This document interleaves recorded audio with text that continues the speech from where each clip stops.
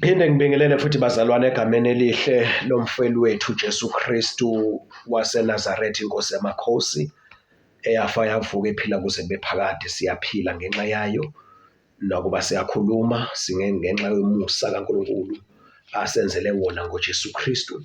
Siqiniswa ngumoya ongcwele oyisipho obekwe kithi ukuba abe luphawu. Ngaphandle kamoya ongcwele futhi asilutho.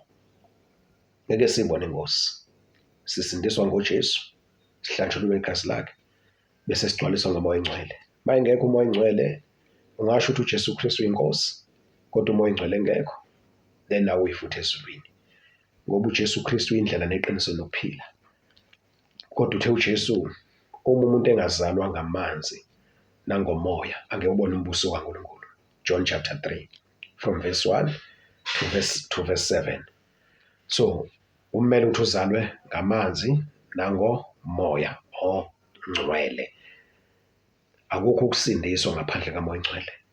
And umoya ongcwele nguyena obonisa abantu ukuthi boneka kangakanani kuNkulunkulu. Uyena owenza iconviction umoya ongcwele. Bese kuthatha ke akulidele kuJesu Kristu. And umoya ongcwele akasho lutho ngaphandle kaJesu Kristu. Konke akusho ukuthatha kuJesu Kristu. So masingalalela umoya ongcwele asilalela uJesu. Masingavuma uJesu asivuma umoya ongcwele, masingavuma umoya ongcwele asivuma uJesu. Injalo nje lento. Okay. UJohn chapter 16 uyifunde from verse 1 ehle nayo. Uzoyithola into kanjalo inkulumo. Okay, siyaqhubeka ke bazalwane, siyabonga. Hleze kuyintokozo ukuba nani kule channel ekhuluma ngombuso kaNkulunkulu, la simbula khona izindaba ezinhle zombuso kaNkulunkulu. Sifundisa ngombuso wezulu egameni likaJesu. Okay, sifundisa ngombuso wezulu, umbuso kaNkulunkulu, sifundisa ngentando kaNkulunkulu, sifundisa ngempilo yasezulwini. Mayithi inkosi uJesu mayenziwe intando yakhe emhlabeni njengoba injalo yenziwa kuphi? Ezulwini. Alright. Uverse sizoqala ukufunda ke uchapter 15, isambulo chapter 15, siqala ukufunda kuverse 1. Lana sizobuka labazalwane. Sizobuka soyifunda konke nje chapter 1 to 8. Sizobuka lana ama preparations ezinhlupho zokugcina ezilapha ku chapter 16 isambulo. So ke kule video sizobuka amalungiselelo alezo nhlupho, but la malungiselelo nawo ewodwa nje ambula izinto eziningi. Mawulalele, asilaleleni-ke from verse 1. Ngase ngibona esinye isibonakaliso ezulwini esikhulu nesimangalisayo, izingelosi eziyisikhombisa zinezinhlupho eziyisikhombisa zokugcina, ngokuba kwapheleliswa ngazo ulaka lukaNkulunkulu. Uyezwa ukuthi yonke lento ebesikhuluma ulaka likabani? LukaNkulunkulu. And ulaka lukaNkulunkulu lehlela abantwana bokungalaleli. Abanjani abantwana bokungalaleli? Njengoba kushunyelwa umbuso kaNkulunkulu nje kuthiwa sihlambulule, siyingcwelise, sibe ngcwele, sidele konke okwezwe, siphume kuma-systems alelizwe, sipheleliswe embusweni kaNkulunkulu. Umuntu uyathanalisa amezwe le message, akalaleli lo muntu. Uthi inkosi uJesu ubusisiwe oluzwayo bese eyalenza. Umuntu ozizwa kaNkulunkulu alenze, yena lo muntu ozobona umbuso wani? Wezulu. But umuntu oluzwayo engalenzi ufana nendoda yakhe indlu yayo esihlabathini. Kusho ukuthi umuntu ahambe yokho emfuleni ngoba nakho kunesomiso, amanzi eshile emfuleni. Ahambe ngoba nakho kunesihlabathi kuthambile, akhe indlu yakhe ayixhumeke, then mase kunemvula, kufika izikhukhula, kugcwala umfula, ihambile indlu yakhe. Umuntu owakha impilo yakhe ayakhele kuma-systems alelizwe, kuma-teachings abantu ala emhlabeni, lo muntu lowo uzofika isikhathi ukuthi uNkulunkulu awubhubhise ngolaka lwakhe lomhlaba, izikhukhula lezo. Hambile lo muntu lowo naleyo ndle yakhe, nalo muzi wakhe, kuthiwa muhle kanjani, ngisho kuthiwa unconywa kanjani, ngisho kuthiwa uphakanyiswa kanjani emhlabeni, kuphelile ngoba wakhe kuphi? Esihlabathini. But abazokwakha bakhela kuJesu Kristu wavuka, inkosi yamakhosi.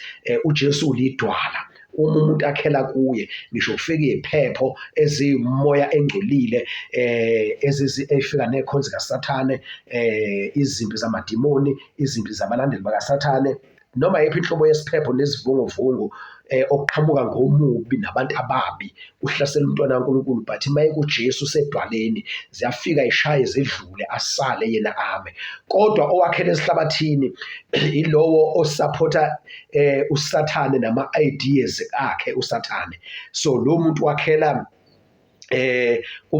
emfundisweni iBhayibheli lesingesi lithi ama-rudiments, imfundiso nkololoze zabantu eziphephukayo. Lo muntu lowo mase kufika ulaka lakaNkulunkulu, isiphepho solaka lakaNkulunkulu, ikhukhula ivule namandla ezulaka lakaNkulunkulu, kuphelile ngalo muntu lowo. Akekho ngama phambi kaNkulunkulu. Akekho umuntu ongamelana noNkulunkulu uma esethuthela uNkulunkulu eseletha intukuthelo yakhe, esekhombisa intukuthelo yakhe. But uSathane nje ekhombisa kanjani intukuthelo yakhe? Ngeke aze aphumelele thina masakhe kuJesu, sisedawulelele kuJesu inkosi yamakhosi.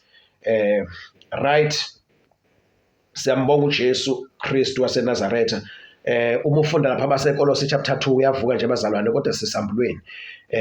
See to it, Kolose chapter 2 verse 8, see to it that no one takes you captive, ngabikho umuntu onithumbayo, through hollow and deceptive philosophy which depends on human tradition, depends on human tradition. Imfundisoze amasikompilo abantu alamhlabeni asakhelwa kulezo zinto bazalwane. Namhlanje ubona abazali bexabana bebanga nje indaba zani, ubothi akulona ivangeli leli, kodwa bona babiza ngevangeli yini, human tradition, and also the basic principles of this world rather than on Christ. Basic principles of this world.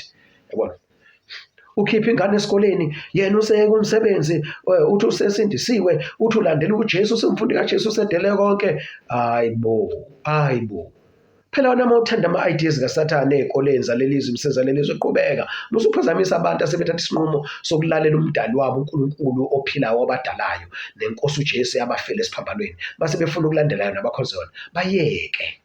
Bayeke nawo bese phela ucabanga ukuthi ngilanga uzofa, uzoyishiya zonke lezi zinto. Yonke into ekhona emhlabeni bazalwane, izimfundiso zabantu, ama-traditions abantu, yonke ngoba ithinta inyama. That's why uJesu uthi ningakhathazeki ukuthi niyawudlani, niyawumbathani, niyogqokani, niyawuphuzani. Namhlanje izinto abantu abaqhosha ngazo lezo.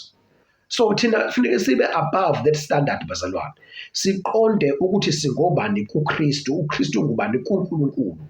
Singobani, sinomoya oyingcwele, singumoya oyingcwele, sikumoya oyingcwele, umoya oyingcwele ekithi, sikuye. Asenzi lutho ngaphandle kwakhe, silawulwa nguye, sihamba ngaye, sihamba sikuye ekithi, umoya ongcwele. Siziqonde ukuthi singobani. Khona izinto ongafanele sikhalele bazalwane. Alright, bengidlula-ke nje lapho bazalwane egameni kaJesu. Lapha nesihloko la NIV engiyifundile, uColossians chapter 2 from verse 6, isithi isihloko, freedom from human regulations through life with Christ. Okay, sibuye back-ke ama-series lawa every Saturday sikhuluma ngesambulo, iy'nhlupho eziwulaka lukaNkulunkulu. Sesikhulumile manje ngeninganyana, ucategory 1 ucategory 2, u7 seals no7 trumpets. Then sakhuluma ngama-2 witnesses. Then manje sesizokhuluma nge7 bowls of God's wrath, izitsha eziyisikhombisa zolaka lukaNkulunkulu, 7 bowls of God's wrath. Okay, from verse 1 chapter 15, preparation le sesifundile verse 1, ngase ngibona esinye isibonakaliso ezulwini esikhulu esinesimangalisayo, izingilosi ezisikhombisa zinezinhlupho ezisikhombisa zokugcina, ngokuba kwapheleliswa ngazo ulaka lukaNkulunkulu. Verse 2, ngabona kungathi ulwandle lwengilasi luxubene nomlilo, nabavela ekunqobeni isilo nomfanekiso waso nesibalo segama laso bemi ngaselwandle lwengilazi benamahabhu kaNkulunkulu, bahlabelela igama likaMose inceku kaNkulunkulu negama lewundlu, bathi, mikhulu iyamangalisa imisebenzi yakho, Nkosi uNkulunkulu Mninimandla onke, zilungile ziqinisile izindlela zakho, wena Nkosi yezizwe. Ngubani ongayikwesaba Nkosi, adumise igama lakho na?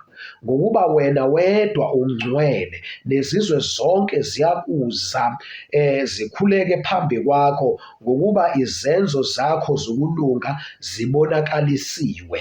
Alright? Okay. Alright. Okay. Ake ngifunde verse 2. Ngabona kungathi ulwandle lwengilazi luxubene nomlilo. Nabavela abantu abazalwane bavela ekunqobeni isilo nomfanekiso waso nesibalo segama laso bemi ngaselwandle lwengilazi.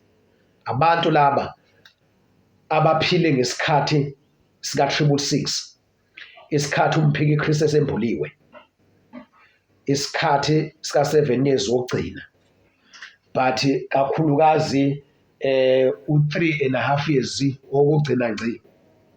Labazalwane babonakala kuphi? Lithi iBhayibheli benqobo nomfanekiso waso nesibalo segama laso isilo, bemi standing ngaselwandle lwengilazi benamahabhu kaNkulunkulu.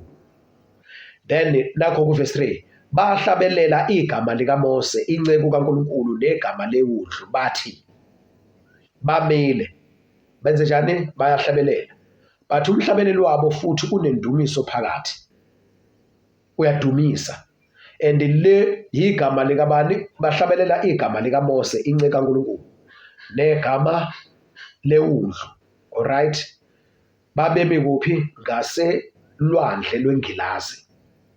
Abantu abanqobe ngesikhathi se-Great Tribulation, bebulawa ngoba bengafuni ukuthatha i-666, bebulawa ngoba bengahambisani nesystem ye-Antichrist emhlabeni, i-One World Order.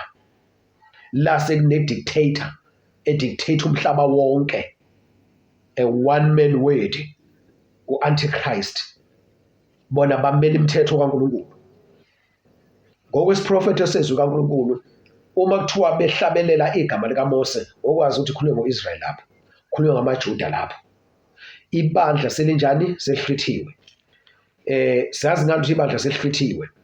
Lana makuthiwa uverse 3, ngabona kungathi ulwandle lwengilazi luxubene nomlilo, nabavela ekunqobeni isilo. Kusho ukuthi isilo sesambuliwe, sesikhona emhlabeni, i-beast, Antichrist, isikhona, isiyambuliwe. But kuthiwani-ke ngokwambulwa kwe-Antichrist ibandla lisekhona. Uma ufunda abaseThesalonika abesibili, abaseThesalonika abesibili uchapter 2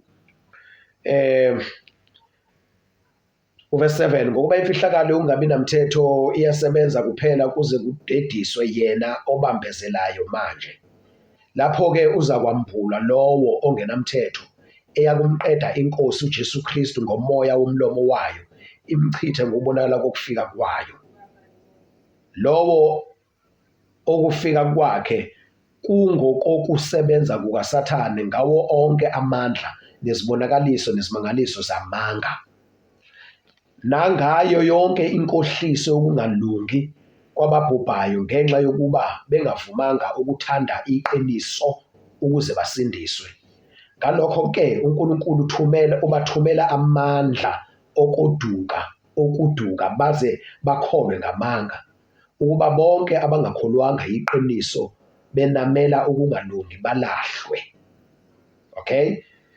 Verse 7, 2 Thessalonians chapter 2 verse 7, ngokuba imfihlakalo yokungabi namthetho iyasebenza njengamanje iyasebenza imfihlakalo nje, ingakho sibona imithetho ishintshwa njengamanje, phasisa imithetho yongqingili, itabane, iy'nkonkoni, ama-lesbian, ama-prostitute, ukuthi angama-sex workers, yonke into engamanyala iBhayibheli elimelene nayo yaphasiswa, yenziwa ukuthi bese emthethweni yamukeleka. Yikho ukusebenza kungenamthetho lokho, but umnikazi walokho ungabe namthetho yena usafihliwe, ngokuba imfihlakalo yokungabi namthetho iyasebenza kuphela ukuze kudediswe yena obambezelayo manje. Ubani obambezelayo njengamanje? Umoya ongcwele enebandla, ibandla elingumzimba kaJesu Kristu, ibandla elinguJesu, ngoba makumzimba okabani? OkaJesu, then umzimba kaJesu, uJesu yini? Yena uyinhloko, then ibandla lingumzimba wakhe. So umzimba nenhloko mawuhlanganisa kuphuma umuntu oyedwa. Kusho ukuthi mawukhuluma ngoJesu Kristu ukhuluma ngani? Ngebandla. Mawukhuluma ngebandla ukhuluma ngoJesu Kristu, then umoya ongcwele uyiphathi ulapho. Then mawukhuluma ngoJesu Kristu ukhuluma ngomoya ongcwele, mawukhuluma ngomoya ongcwele ukhuluma ngoJesu Kristu, ukhuluma ngebandla, mawukhuluma ngebandla ukhuluma ngomoya ongcwele. Now kuze kudediswe lowo ambambezelayo lo umphiki Kristu. Ubani obambezela umphiki Kristu? Umoya ongcwele enebandla, eyibandla, ibandla likumoya ongcwele, then liyambambezela ubani? Umphiki Kristu ukuthi ambulwe. Now ngapha ku-chapter 15 isambulo kubonakala abantu abanqobile isilo, sesambuliwe lana. Kusho ukuthi laba abantu abasala ohluthweni, then baphila ngesikhathi sekwambulwe ini? Isilo. Then isilo sa-introducer, sa-enforce umthetho waso, sawu-dictator umthetho. Then abantu abanqabayo ngenxa yemithetho kaNkulunkulu nangenxa kaJesu Kristu, labo bantu labo ingakho behlabelela igama kaMoses nelewundlu, ingenxa ukuthi uJesu Kristu uyiliwundlu, then uMoses waletha imithetho kaNkulunkulu ku-Israyeli. So uJesu Kristu indodana ingonyama iwundlu, ingonyama yomndeni kaJuda. Then mawukhuluma ngoJuda ukhuluma ngo-Israyeli abamukela umthetho kuMoses. So-ke manje bamelene laba abantu nesilo nenombolo yaso bayinqaba. Kusho ukuthi isikhathi se-tribulation leso, but ibandla selisusiwe ngenxa ka-2 Thessalonians chapter 2 verse 7 verse 8, lapho-ke uza kwambulwa lowo ongenamthetho uma ngabe ombambezelelayo esededisiwe. Ukuhlwithwa kwebandla, ukudediswa, ukuthi ibandla lisuke, so that ezokhululeka umphiki Kristu ambulwe emhlabeni. Ubanjezelwe ibandla limunye nomoya ongcwele, umoya ongcwele emunye nebandla, kumele adediswe ibandla elikumoya ongcwele, then bese embulwa kumphiki Kristu. Abazosala lapho amehlo ukuthi hayi umphiki Kristu uzolawula ngaphandle kwemthetho, bese laba bayama bamela intando kabani? Eyabulawa. uJohane-ke ukhonjiswa labo bantu-ke lana kwisambulo chapter 15. Then sesiyaqhubeka nesambulo chapter 15 sikhuluma no verse 5. Emva kwalokho ngabona kwase kuvulwa ithempeli lethabanakele lobufakazi ezulwini. Verse 6, kwaphuma ethempelini izingelosi eziyisikhombisa ezinezinhlupho eziyisikhombisa, zembethe ingubo yelineni ehlanzekileyo nekhazimulayo, zizibophe ezifubeni ngamabhande egolide.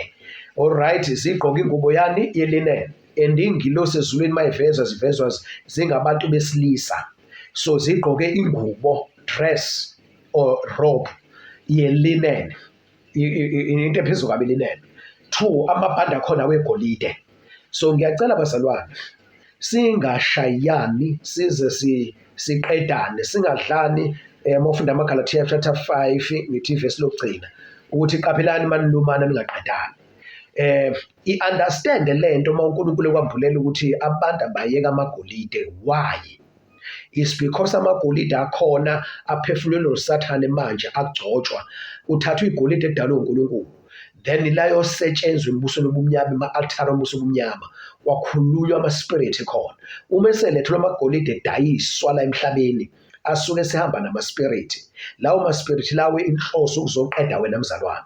So-ke maqhamuka umuntu othi umprofethi, uthi-ke bazalwane kanegolide, ngeke nubone ubuso waNkulunkulu igolide, then ufuneka acacise phela umprofethi ukuthi makhuluma ngegolide, igolide there's nothing wrong with just a pure gold created by the living God. But igolide izinto ey'dalwe uNkulunkulu sey'thathiwe zashintshwa, then kwenziwa ama-inventions, kwathathwa ama-ideas kaLucifer uSathane, then ehlangene nabantu esebenza ngabantu bethi bakufundele ukucrafta, ukusebenza umsebenzi wezandla, i-art work, so that bezocreate izinto ezinhle ngegolide, including amacici, including ama-necklace, including amabhengela, wathi namaringi. So then uma ngabe qhamuka umuntu ekhuluma ngegolide, there is nothing wrong with igolide per se, but abantu badinga ukuchazela ukuthi into eyinkinga u-1 John chapter 2 verse 15 to 17, ningalithandi izwe nakho konke okukulo, ingoba manje izwe selonakele. 1 John chapter 5 verse 19, siyazi ukuthi izwe lakhelwe ebubini. So uSathane nombuso walelizwe usecorrupte everything edalwe uNkulunkulu. Ingakho kumele sithande uJesu bese silandela uJesu imihla ngemihla, silalela uJesu imithetho yakhe siyenza, singabafundi bakhe sifunda kuye usuku nosuku, Monday to Monday, every day, every second, and with everything of yours sidele konke. Then ngenxa yalokho siyazondwa emhlabeni singathandwa. Lokho kuhlushwa, lokho kuzondwa, lokho kuzingelwa, lokho kwaliwa, lokho kukhulunywa kabi kuyisiphambano kithi, ngoba sithelwa ngehlazo ngenxa yempilo enhle esikhulumayo, esiphilayo, ethokoza uNkulunkulu wethu ophilayo, ubaba wethu osezulwini. Abantu bayasidelela ngayo, then bese kuba yihlazo kubantu ukuthi laba abantu balandela uJesu Kristu, basidelela abantu basho yonke amagama ahlambalazayo. Lokho kuzinhlupheko, kuyisiphambano semihla ngemihla ngenxa kaJesu Kristu. So lana bazalwane emakhulunywa ukuthi-ke uJesu Kristu umbulile kubazali abathile ukuthi igolide limbi nani abachazelwa abantu ukuthi why, ngoba ezulwini sizohamba esitaladini segolide elingacorruptiwe uSathane. Then sibona abantu lana ingilosi zigqoke amalineni, ingubo enhle yasezulwini, then bafaka ibhandelani legolide. All over the Bible siyayithola indaba yegolide noNkulunkulu nombuso kaNkulunkulu. So-ke ngiyacela nani baprofethi lapho, ngoba siyaqondisa la, siya-align ibandla, sifuna abazali bathandane. Uma ulethe isiprofetho uthi uthunywe uNkulunkulu uJesu Kristu umbulile something, bachazele kahle abantu, funda izwi kaNkulunkulu, oluthola umuntu onaleyo nkonzo yokuchaza, onguthisha wezwi kaNkulunkulu, uthisha weqiniso, then achaze, aqondise ibandla, alibeke esithombeni la lizokwazi ukuma khona lithandane, limukelane. Then umzalwane amchazele kahle omunye umzalwane ukuthi ngibone ivideo, ngibone i-episode ethile, or whatever name umuntu abiza ngalo. Then kunomzalwane othi akwazi ukuyichaza kahle into ukuthi kungani kuthiwa lokhu asikeke, lokhu singathandi. Vele izwi kaNkulunkulu livele lasonga la conclude ukuthi ningalithandi izwe, 1 John chapter 2 15 to 17, ningalithandi izwe nakho konke okwalo. Right? Why? It's because izinto zonke esezweni is corrupt. Whatever prophecy-ke ukuthi-ke uJesu utheni umbuleni ngombono ngephupho, but it must be aligned with the word of the living God, Logos, the written word, already spoken and written. So that word yole siphethe thina sonke esithi iBhayibheli elingcwele, la si-standardized khona, la sihlangana thina khona sonke. And ma umuntu efika nomyalezo owurema athi kukhulunyiwe kwathiwa, ngibonisiwe kwathiwa, ngabe iphupho, ngabe umbono, ivision, ngabe audible voice ekhulumile, but masimhlola simhlola ngezwi likaNkulunkulu leli esilifundayo, nalo esiliqonda ngoba lambulwa umoya ongcwele, umoya wenkosi yethu uJesu Kristu waseNazaretha, owafa wavuka, umoya weqiniso, umoya kaNkulunkulu ophilayo. Alright, ngizama ukuklarifya lento bazalwane ukuthi-ke lana kugqokwe igolide, yabona, the reason siphuma kumagolide nobukhazikhazi nobucwebecwebe balelizwe is because sekunemimoya. But mamzalwane engakambulelwa lokho, wena usuzwile, mchazele kahle ngothando, then whatever siyenze ngothando, sikhuluma iqiniso ngothando, inhloso ukuthi abantu sibabuyisele kuNkulunkulu ophilayo.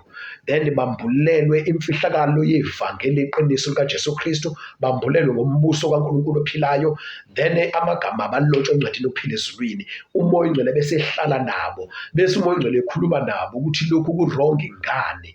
Then kodwa uma uzofuna uthatha izwi ungathandi lutho olusezweni, i-world system, educationally or academically, materially, monetary, politically, religiously, ungathandi lutho traditionally, scientifically, ungathandi lutho olusezweni. Yabona ubukhazikhazi bakhona, impumelelo yakhona, imfundo yakhona, imisebenzi yakhona, udumo lwakhona, ukuhlonishwa kwakhona, iy'tifiketi zakhona, ungathandi lutho, you are safe. Alright. Kunabazalwane nje abadaleke kanjalo, and ingane esizalayo namhlanje mawuthi uyitshela into why. Nami I'm that kind of a person ukuthi ngiyathanda ukunikeza izathu sento. Indlela uNkulunkulu angambulele ngayo ngiyambuza why ma uNkulunkulu ambula something, why this, angibuzi ngendelelo, kodwa ngibuza ngenhlonipho nangentobeko, because ngifuna ukwazi and ngifuna ukuthi into uma ngimukela into ingicacele kahle ukuthi yini lento engimukelayo, then ngibe nesizathu ukuthi ngenzani-ke manje. That's how I work. That is how I work. Ngisebenza kanjalo bazalwane, kuyangisiza nawe kungakusiza futhi. Alright, kwaphuma ethempelini izingelosi ezisikhombisa ezinezinhlupho ezisikhombisa, zembethe ingubo yelinen ehlanzekileyo nekhazimulayo, zizibophe ezifubeni ngamabhande egolide, ibhande legolide. Musa-ke mabona umzalwane esafaka igolide nani, then-ke kusho ukuthi akambuleki kuyena la emhlabeni ocorrupt, because uzothola ukuthi yena ufunde ivesi elifana naleli nelinye alifundile ku-Old Testament, whatever part ayifundile, ingxenye ethile ye-scripture noma umbhalo wezwi kaNkulunkulu ayifundile, then wabothi igolide linganankinga. Into anganasambulo sayo ukuthi yonke into emhlabeni i-corrupted. So-ke kufuneka umchazele kahle, umambulele kahle, hayi ukuthi uvele umshaye umkhaphe umzonde awusamkhulumisi ukuthi nokuthi awusenalo uthando. Wena uqobo lakho uklema ukuthi ungumntwana kaNkulunkulu, ungowakristu, uklema ukuthi ungcwele, uphila ubungcwele, kodwa uhlule umyalo kaJesu uthando, and uthando olu-unconditional, lokuthanda umuntu esimeni noma uthiwa unjani kodwa uvele umthande, then umthande ngenhliziyo emhlophe ehlanzekile. Ngithi uverse 8, uMatthew chapter 5 verse 8, babusisiwe abenenhliziyo ehlanzekileyo ngoba bayobona uNkulunkulu. Umthande ngenhliziyo ehlanzekile enemotive enhle yokumfisela ukuthi uma ukhuluma iqiniso kuye, inhloso ukuthi avele kamehlo umsize so that ezongena ezulwini, hayi ukuthi usugijimisa izondo usuyamzonda. No, come on, uNkulunkulu akenze kanjalo. Wena uqobo lakho usafuna ukuthi usizakale nje. Verse 7, Psalm 15, esinye sezidalwa ezine, right, sanika izingelosi ezisikhombisa izitsha zegolide. Yes, izitsha zegolide zigcwele ulaka lukaNkulunkulu ophilayo kuze kube phakade naphakade. Verse 8, ithempeli lagcwala umusa ovela ekukhazimuleni kukaNkulunkulu nasemandleni akhe. Akakho owayengangena ethempelini zingakapheleli izinhlupho ezisikhombisa zezingelosi ezisikhombisa. Akudlaliwe lapha bazalwane. Hlala phansi uyifunde kahle state. Yabona, ungagcini ukuthi usulalela njengoba ngikhuluma. Hlala phansi manje uthandaze before ufunde. Moya Oyingcwele ngicela ukuyiqonda lezi zinto, ngicela uzambule kimi, ngicela uyikhulume kimi, uzizwe uzuyifile lento, uyizwe lento lena. Hlala phansi. Mina I'm just an eye opener. Ngizovula amehlo ukuthi khonto kanje isazokwenzeka lento. Ikhona isazokwenzeka. Alright, ngiyabonga kakhulu bazalwane, bekuyilokho-ke bethi angikuveze kule video. Siyabonga kakhulu isikhathi esibe naso la kule video. Inkosi yomusa isibusise, unqume kahle, uthathe isinqumo esihle. Wena ungakamvumi uJesu abe inkosi, kholwa enhlizweni yakho ukuthi uJesu wafa esiphambanweni efela izono zethu. Umamukele, umcele ukuthi azokubusa, akulawule, cela isipho sikaMoya Oyingcwele. Ungabe usayithathela iy'nqumo ngempilo yakho, ungabe usayiphathela impilo yakho, ungabe usenza ukuthandwa nguwe, kodwa wenze lokhu ukuthandwa inkosi uJesu. Ufunde imiyalo yakhe, ucela umoya ongcwele akusize, akudirecthe. Mawuthi wenza into engekho right, umoya ongcwele indicate ngendlela indicate ngayo ngezwa ngayo wena kuwe ukuthi umoya ongcwele lo okhulumayo kimi le nto ayingithokozisi ngoba ngiyezwa ngaphakathi kimi anginakho ukuthula, then anginayo ijoy. Then i-peace isithelo sikamoya ongcwele, ijoy isithelo sikamoya ongcwele. Once angabe bikho ijoy ne-peace, usho umoya ongcwele akathokozile. So-ke mcela umoya ongcwele, cela inkosi uJesu sisindise uzalwe kabusha, udele konke okwezwe. Luke chapter 9 verse 23 to 26. Inkosi yomusa isibusise. Amen.